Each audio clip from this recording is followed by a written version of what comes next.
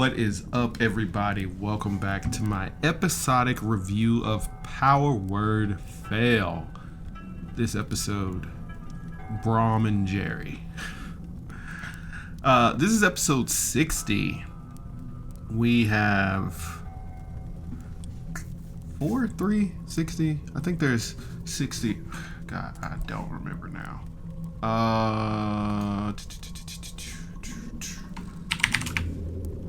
We have, hold on, homebrew. Let's see. Playlist, power word fail. Hey, every Pause.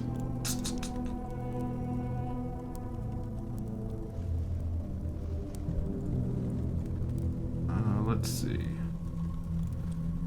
There is 63 episodes.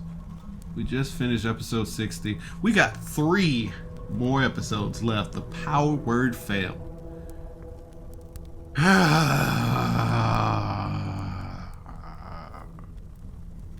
Stress. I'm very stressed. I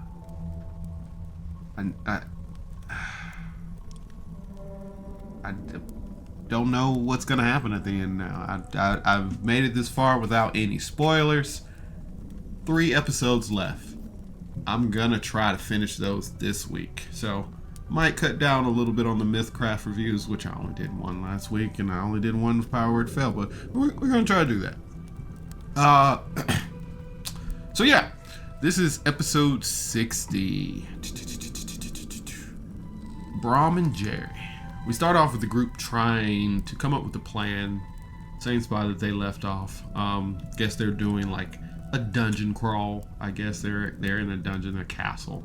Brahm wakes up, and at this point I was like, man, Cody's getting tired of doing the high-pitched Brahm voice. But Cody's really good at voices. A lot of his voices. The first time I ever heard Cody, like, it was the homebrew thing, and then he played this guy named Carl, and Carl just sounded just like Cody, and I was like, I don't think Cody can do voices. And then Cody did a voice, and I was like, is he using a modulator? Dang, he's good. But anyway, but ex-Brahm is he wants to accompany them, and they go on and explore more with Brahm at their side. Adalia is grabbing like all the paperwork that they come across to kind of like make up for burning that receipt. I think she's trying to get back on Ambrose's good side, but everybody was kind of mad at her for just doing it, so I can understand like why she would want to kind of make up to everybody. She understood she was a little hot-headed there, and she reacted with emotions instead of logic. They end up finding a secret room, and Ferric misty steps inside. The way he did it was pretty cool. Like he asked Cody could he see into the inside of the room first, and he like got down low and looked under the door frame to see where he was going, and he cast misty step to get on inside the room, and then he unlocked it. Thought he was just going to use knock, but whatever. At this point, the group steals everything. They came across a sword, like this old sword. They stole that. They stole all the paperwork. They stole all the knickknacks from this secret room. They stole a bunch of stuff. They end up exploring some more, and they find like this library that they had snake cultists in it. And the snake cultists were like stacking books and acquiring books and all that stuff. And Ferric cast disguise self on himself. Ferric cast disguise self on himself. Their self.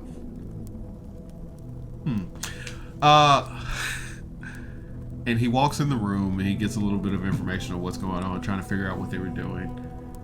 Eventually, the group decides to fight the snake cultists. I mean, the snake cultists seem like they're the most dangerous, so I can see why they're choosing to fight them. Because when the bad guys are slowly trying to acquire knowledge, it can get really chaotic really fast. So they roll initiative and they start fighting the snake cultists. Ambrose walks into the room like John Wick. He walks in, I'm gonna shoot you, I'm gonna shoot you, I'm gonna shoot you, you're gone. Pickles has 2 swords now. She ends up taking the old sword from the from wherever, and she has Pokey, and she's running around with 2 full-size swords for this tiny goblin. Atreus finds or follows another cultist, and he finds another room where a cultist is. He ends up stopping that cultist from getting away or stopping them from doing something. They make short work of these cultists as per usual. It kind of seem like B enemies, you know, not the A enemies, not the A tier enemies. These are the B tier enemies. So they do a little bit more investigating. They find out the snake cultists are using this library, to track down legendary artifacts. So it's great that they did stop them. When they go investigate the secret room, they find out that it's the grave of the first king of Everton. They're trying to like piece that together. They hear nobles in the hallway. They kind of let them pass, kind of deal with them later type thing. They go back to check the casket. There's a sword in the casket. It can summon shadow dragons. I think Ferric did some investigation. Double nat 20. This sword is a magical sword that can summon shadow dragons. Now, at this point, you're like, okay, this is bad news. They've gotten in trouble by summoning dragons before.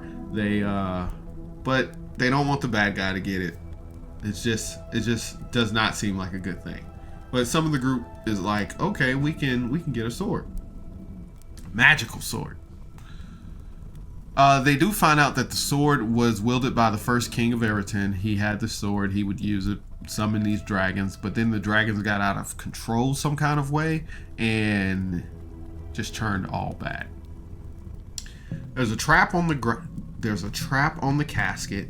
There are runes on the casket that stop the sword from being used or stopping the shadow dragons from getting out. They explore further in and find another flesh golem. But this flesh golem is using Brahm's voice. I literally stopped what I was doing, text the Discord, and was like, man, Cody, are you just getting tired of doing the Brahm voice? And then they run into the golem that has Brahm's voice box. Or, you know, his tongue and all that stuff. Has all his attachments. And I immediately text the Discord like, I recant my statement.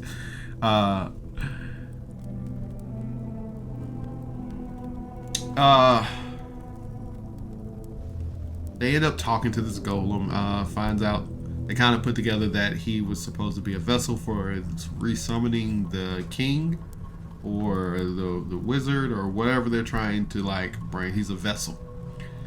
They let the golem out. They fight about for a little bit what to do about the sword and the golem and Brahm, and the nobles come back around. They end up hiding. The nobles are in the hallway again, and they fight the nobles. Pickles throws a fireball, a rune fireball out there. Atreus casts shatter, and does like massive damage to them. At this point, either they're just too strong, because they make short work of these nobles and these cannibals and all that stuff.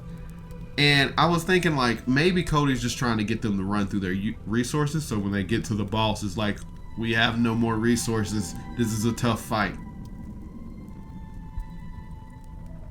They end up keeping one of the cultists alive. I think Ambrose does like a non-lethal blow on him to knock him unconscious. But at that point, a shadow dragon comes out of the casket room, and well, he's stuck in the door. They see this shadow dragon trying to get through the door, squeezing. It's like spitting acid and stuff. Ferric ends up mass suggestion to get rid of the shadow dragon, just kind of like making it go back to where it came, convincing it to return to once it came. They almost freed a dragon twice. I don't know if this shadow dragon is like only one, or you can summon multiple, or is it just this one dragon that's stuck in a sword or something. But they almost freed a dragon twice, and Ferric even says, like, did we not learn from this? And then at the end of the episode, Cody was like, yeah, I thought it was pretty obvious that it was a evil sword. But I thought that was funny. And then I think somewhere along the lines, I think Atreides was like, well, we are, or Nathan says, well, we are failures or something. We have to get our names from somewhere. So it was a good episode. A lot of combat. We're still in the dungeon. We got some lore about what's going on. We're kind of piecing things together. I very much enjoyed this episode. Definitely a solid 9 out of 10 for me. Only 3 episodes left. I'm not gonna throw out too many heavy predictions because it seems like, you know, it's already over. If they come back, when I get to the last episode, I'm probably gonna do a wrap up because this show means a lot to me. But yeah, 3 episodes left. I wonder where. I love thinking the original DM Carlos told Cody how he envisioned this going, I'm pretty sure, and Cody's tried to make this his own. But I always wonder how different it would be if Carlos was still around. Not saying Cody's doing a bad job. Cody's doing an awesome job. I love Cody. But I just always wondered, like, is this the way that Carlos would have sent it, or is this like whatever? Is the Harbinger, like, there's so many questions, and when you have these questions, you're like, does it line up with the? It's because, you know, you get a new DM, you want to do your new things, even though you know how the story's gonna go and everything, or how they would prefer the story to flow, you know. So I'm just really interested on seeing how this ends, and I haven't heard Carlos talk in the Discord in a long time, so, and especially now that I don't even know if he talked when Power Word Fail was over, because I forgot where I was, but it might have been when I was in Japan, but yeah, it's just real interesting that this ride kept going, and I can't wait to see how it ends in this campaign 1. It is a heck of a ride so far, and I've been enjoying every portion of it. I love Power Word Fail. Can't wait to see how it ends. 3 more episodes. If I felt like editing, it would be a moon behind me and some Majora's Mask or something. You know, you got 3 days till the moon crashes. But anyway, always remember, you are loved, you matter, and you're important. As always, thanks for tuning in to Miles TV. You have a good day. Bye.